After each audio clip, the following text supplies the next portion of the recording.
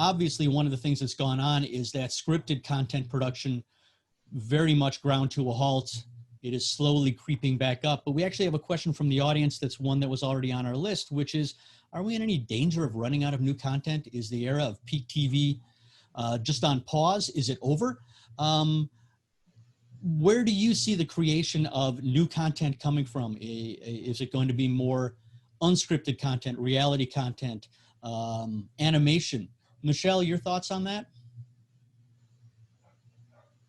It's really all of the above. I think we've seen during the pandemic, media companies be very creative with whether it be repurposing content that had aired before with new commentary, for example, or obviously a lot have the summer season is traditionally been one where you see a lot of replays of content that had been shown earlier in the year. So although that seasonality, we were in the process of moving away from that seasonality, but there's still that traditional aspect of it. So I don't know that consumers were that impacted yet, but definitely we're seeing it in the fall season as production did shut down for a lot of content and is slowly resuming.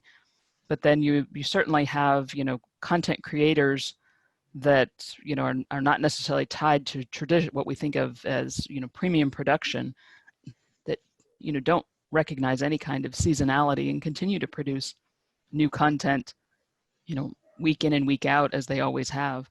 So it's a mix, I think, as far as whether depends on where you are on that spectrum as far as whether you've been offering new content or not. Yeah, Eric, I think for HBO Max, obviously we put a lot of our productions into hiatus to protect our teams. We're being very strategic about how we get some of those shows back into production. But at the same time, because we've got this agile mindset, we've had some incredible talent step forward and create some very innovative shows under the sort of social distancing measures. There's a show called Selena and Chef, which features obviously Selena Gomez in her kitchen with a chef in a remote area, and they're teaching Selena how to cook. And there's another show called Coastal Elites, which is a scripted show with people like Bette Midler. So that's all been produced under a sort of safe environment to all the guidelines. So it showed like out of COVID, you can create some really innovative content. And I think we'll see more of that across the whole industry, to be honest, because under those criteria, I think sometimes, as you say, you put an obstacle in your way and it might become the way.